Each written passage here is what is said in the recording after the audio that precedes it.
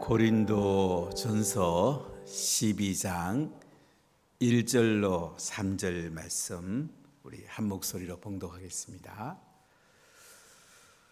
형제들아, 신령한 것에 대하여 나는 너희가 알지 못하기를 원하지 아니하노니 너희도 알거니와 너희가 이방인으로 있을 때에 말 못하는 우상에게로 끄는 그대로 끌려갔느니라. 그러므로 내가 너희에게 알리노니 하나님의 영으로 말하는 자는 누구든지 예수를 저주할 자라 하지 아니하고 또 성령으로 아니하고는 누구든지 예수를 주시라 할 수 없느니라. 아멘. 고린도 교회는 성령의 은사가 강하게 임했습니다. 방언의 은사, 예언의 은사, 지식의 은사가 특별히 많이 임했습니다. 은사는 참 좋은 것입니다. 사부로 일하는 것보다는 보컬인으로 일하면 훨씬 일을 잘할 수가 있습니다. 우리가 하나님의 일을 할 때에 은사가 있으면 잘할 수가 있습니다. 근데 은사가 잘못 쓰여지면은 오히려 우리에게 손해가 될 수가 있습니다. 아무리 포크레인이 좋아도 포크레인끼리 서로 부딪힌다든지 혼돈 상태가 오면 일은 뒤엉키게 될 것입니다. 우리는 은사를 사모하는 게 중요해요. 또 은사가 있어야지 하나님의 일도 잘할 수도 있고 크게 할 수도 있습니다. 그러나 이 은사를 어떻게 질서 있게 잘 쓸 수 있는가? 특히 12장, 13장, 14장에서 성령의 은사에 대한 얘기를 하면서 13장에 사랑의 이야기를 합니다. 아무리 좋은 은사라도 사랑이 없으면 아무것도 아니라는 거예요. 그러니까 은사를 사용하는 신학적인 원칙은 사랑이란 말이죠. 우리가 우상의 제물에 대한 또 잘못된 것들을 요 앞에 살펴봤는데 8장, 9장, 10장 내용을 읽으면 우상의 제물은 아무것도 아니에요. 하나님이 다 만드신 거예요. 먹을 수 있어요. 그러나 믿음이 약한 사람이 왜 우상의 제물을 먹느냐? 그렇게 하면 그 믿음이 약한 사람을 사랑하기 때문에 믿음이 약한 사람을 배려해서 우상의 제물을 먹지 말라. 이런 신학적 원칙을 바울은 세워줍니다. 우리가 황홀경에 빠질 수도 있고 신비한 경험도 할 수가 있어요. 그러나 이 많은 은사들은 사랑의 원칙에 의해서 사용되어야 되는 것을 전체적 맥락에서 우리에게 말씀을 하고 있습니다.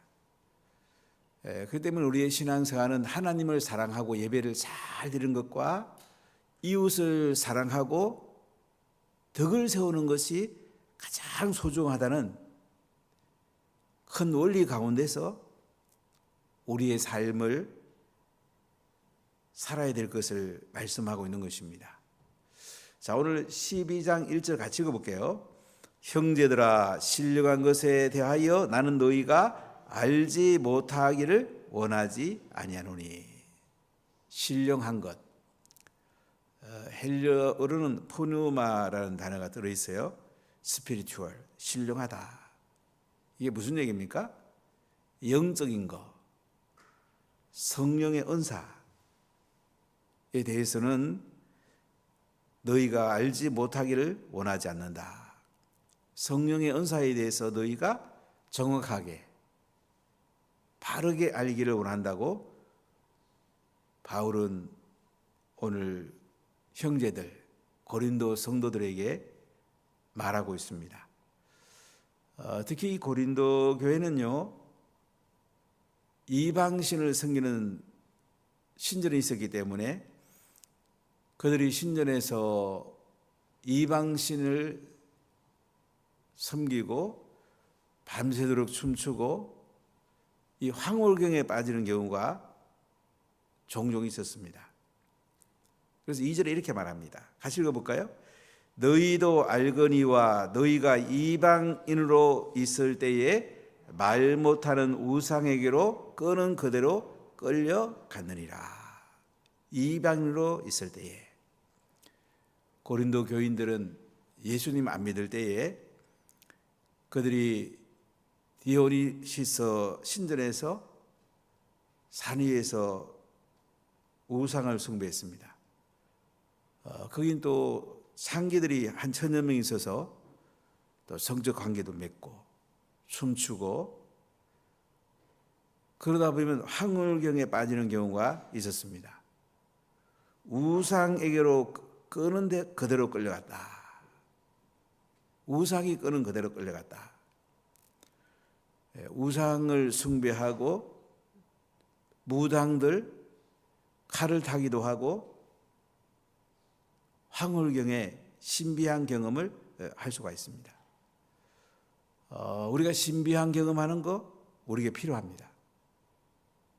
영적인 다양한 경험들이 우리에게 필요합니다. 근데 중요한 것은 여기에 빠져서는 안 된다는 거예요. 이것이 중심은 아니라는 거죠. 하나의 현상이라는 거예요.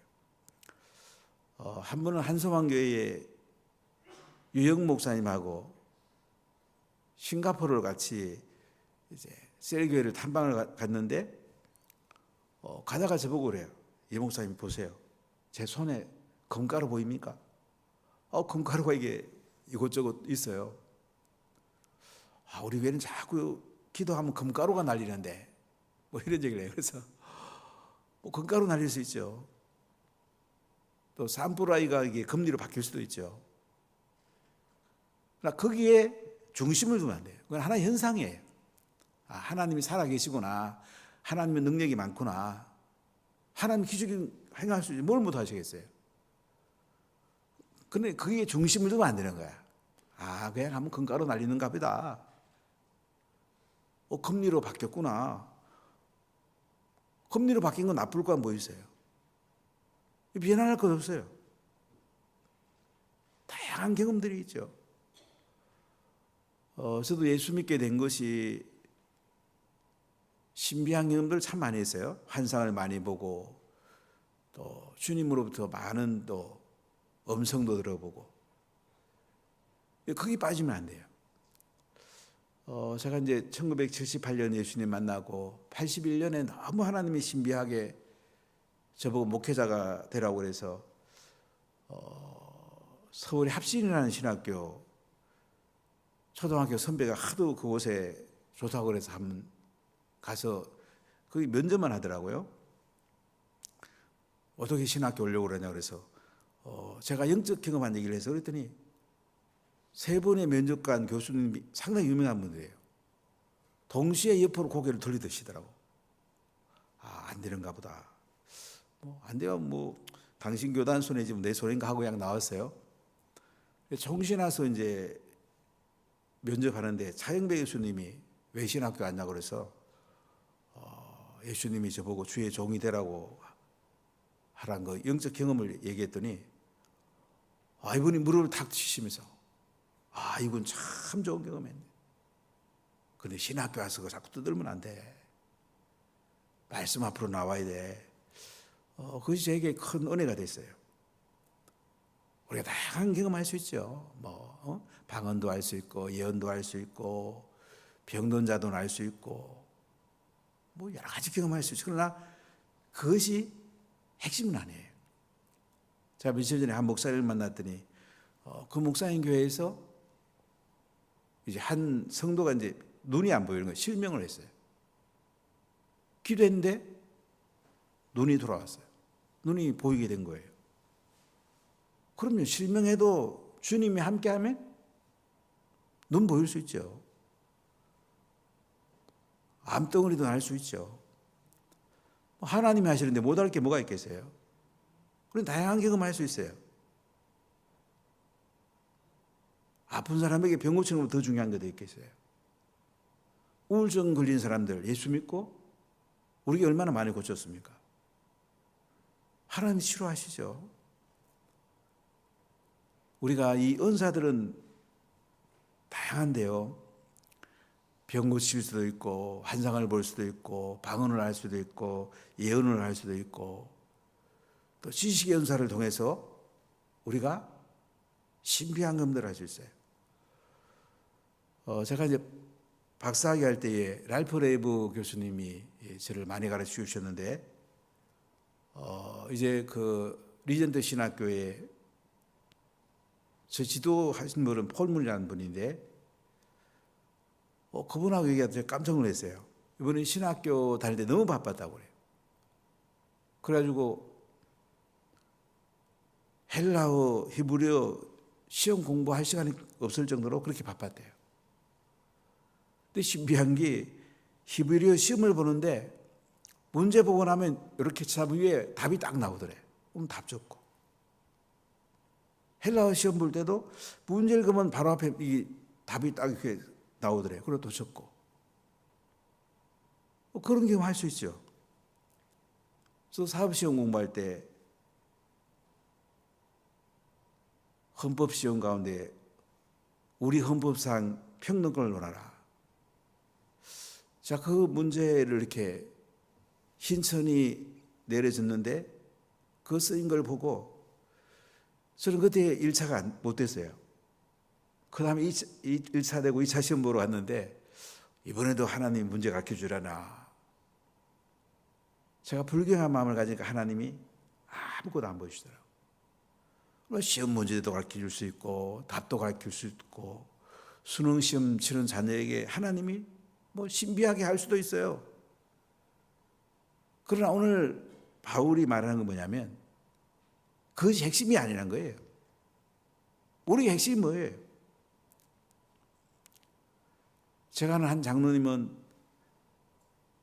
계약을 수천 건 하신 분이죠.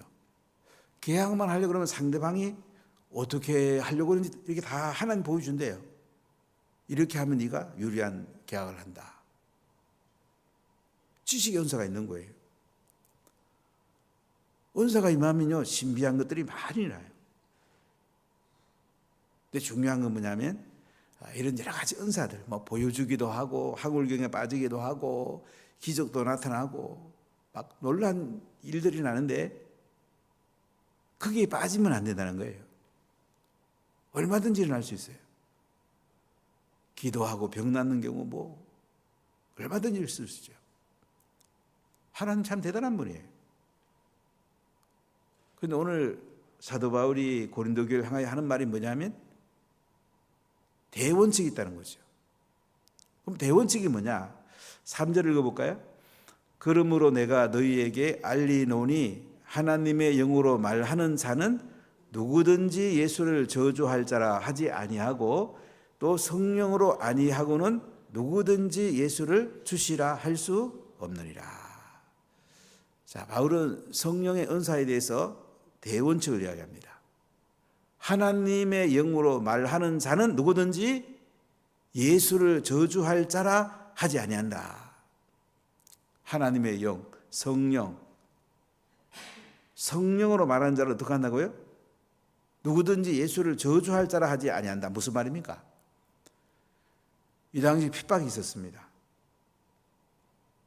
로마 정부에서 예수 믿는 사람들 많이 잡아갑니다. 우리가 지난번에 로마 이태리 성지순례 갔을 때 우리 카타콤에 들어가 봤잖아요. 거기 묘수를 세보면 600만 기라고 합니다. 600만이면 엄청난 거죠.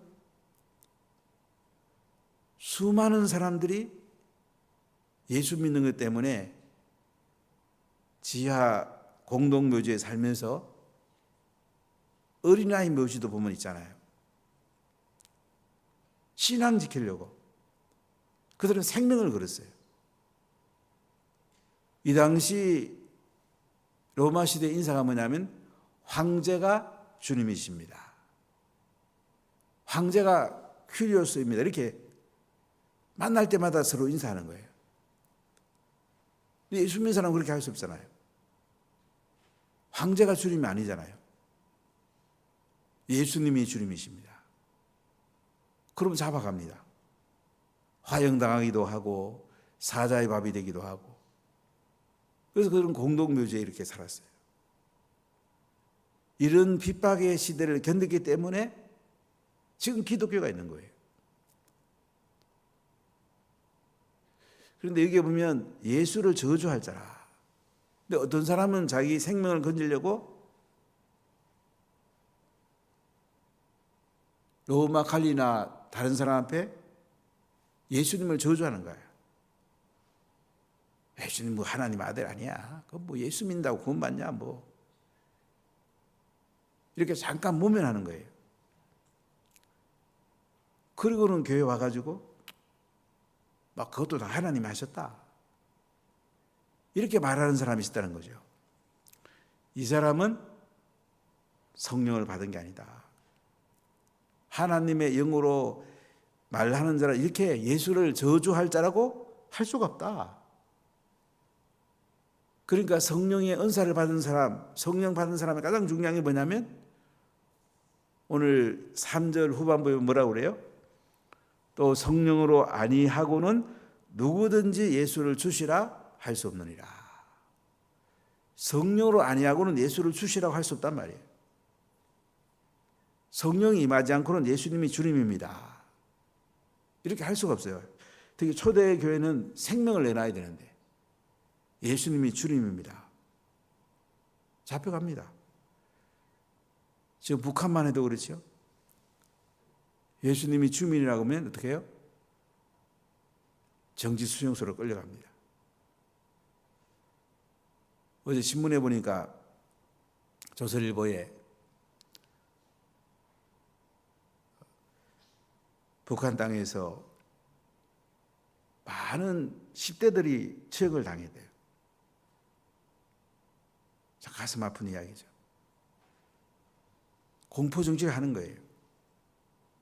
특히 기독교인이 발견되면 정지수용소로 끌려가기도 하고 공개 총살시키기도 합니다. 그래도 예수님을 믿습니다.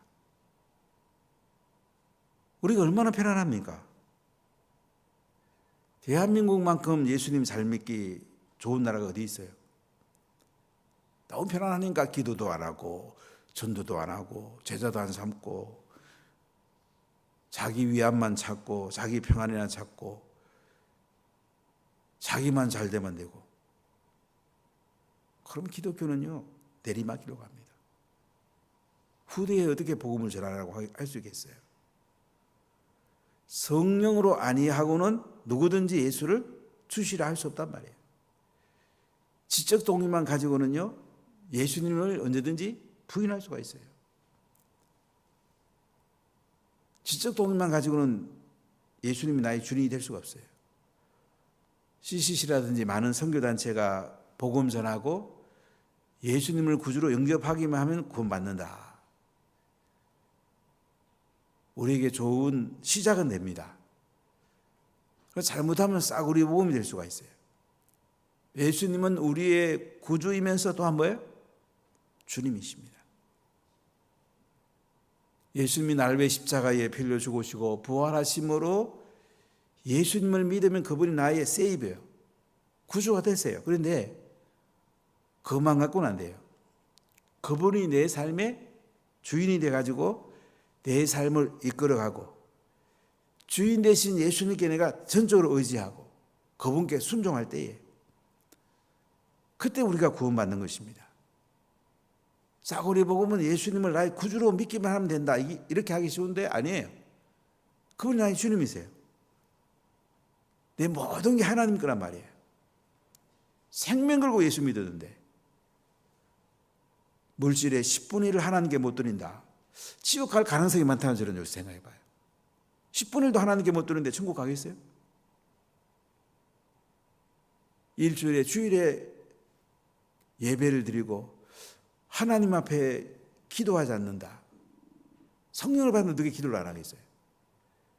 주일을 못 지킨다. 예배를 소홀히 한다. 구원받을 수 있을까요? 지옥 갈 가능성은 굉장히 많아요. 잘 생각해 보세요.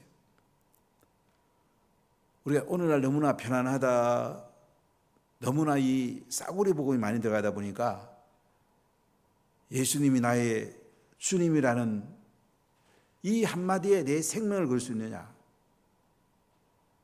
초대들은 그렇게 살았어요. 로마 카타콤에 600만 사람이 장례가 되었다. 얼마나 그들의 삶이 힘들었겠습니까? 그러나 그들은 그 은혜로 예수님을 주님이라는 그 고백과 함께 생명을 걸은 거죠. 자기의 전적인 모든 걸 건 거죠. 성령으로 아니하고는 누구든지 예수를 주시라 할 수 없다. 성령이 오시면 예수님을 주라고 할 수밖에 없는 거예요. 주님을 따라서 우리가 살게 된다는 거죠. 그래서 우리가 올 것을 위해 기도하고 섬기면서 성령님 임하여 주세요. 이번에 예수님을 주님을 영접하게 해주세요. 주님을 따라서 인생을 걸게 해주세요. 이집트에는 콥틱 교회가 있습니다. 마가가 먼저 가서 알렉산드리아 쪽에 복음을 전하고 신실한 그 기독교인들은 여기 손목에다가 십자가를 그려줍니다. 그럼 학교 가도 왕따 당하고 취직도 안 되고, 부모가 그 자녀의 그 손목에다 십자가를 그릴 때 그 마음이 어떻겠습니까? 십자가 그러면 완전히 이 땅은 완전히 이집트에서는 잘 될 수가 없어요. 그런데 신앙을 보존하라고, 예수님을 주님으로 모시고 살아라고 어릴 때 십자가를 그어줘요. 좋은데 취직 안 됩니다. 학교에서 왕따 당할 때 얼마나 부모 마음이 찢어지겠어요. 그래도 예수님을 주님으로 고백하라고. 우리에게 이런 마음이 있습니까? 우리는 너무나 그냥 예수 믿고 그냥 땅에서 잘 되고 내가 원하는 대로 살고 내 유익을 구하고 그냥 예수님을 이용해 먹고, 예수님 나의 주님이신데 성령이 오시면 이렇게 예수님 나의 주님을 고백할 뿐만 아니고 주님으로 순종하고 이렇게 사는 것이 성령의 은사의 가장 중요하다는 거예요. 성령이 임해야 예수를 믿을 수 있고, 믿고 나면 그분이 내 삶의 주이라는 이 고백과 이 은혜 가운데서 은사를 써야 된다는 거죠. 그것이 은사를 쓰는 대원칙을 오늘 우리에게 말씀하고 있습니다. 여러분, 예수님이 나의 구주이시죠? 또한 예수님이 나의 주님이시죠? 그럼 내 생명을 걸어야 돼. 내 모든 걸 걸어야 돼. 그래야지 하나님 내게 계속 은혜를 주시고, 또 내가 복음 전하는 그 사람에게도 성령이 받으러 우리가 기도하고요, 그분이 예수님을 나의 구주로 주님을 영접하도록, 이게 중심을 맞춰야 돼. 이때 우리가 예수님을 배울 때에 진정 가장 영광스러운 모습으로 예수님을 배우게 되고 하늘의 상이 크게 되는 것입니다. 기도하겠습니다.